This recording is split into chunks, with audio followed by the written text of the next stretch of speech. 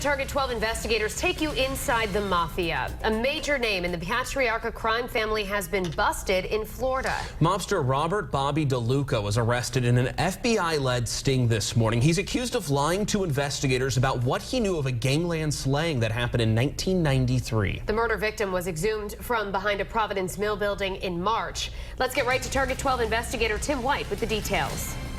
DeLuca is charged with 3 counts, including obstruction of justice. But the indictment against him also acknowledges one of the worst-kept underworld secrets, that DeLuca wore a wire for the FBI in a case that took down some of his mafia colleagues.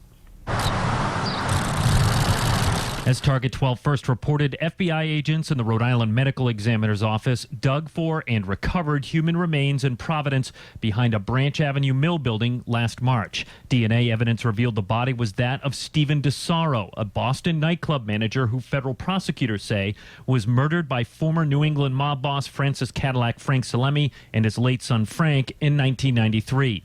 According to an indictment, investigators say Salemi arranged with the defendant Robert DeLuca to dispose of the body at a location in Providence, Rhode Island.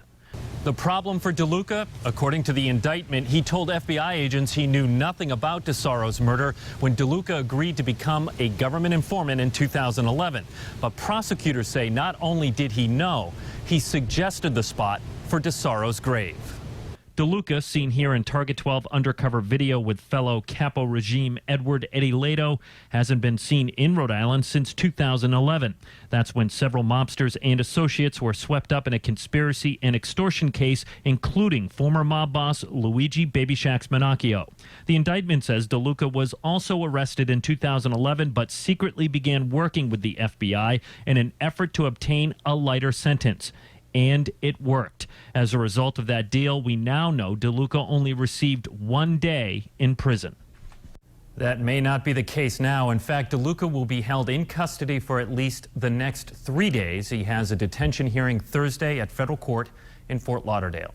With the Target 12 investigators, Tim White, Eyewitness News.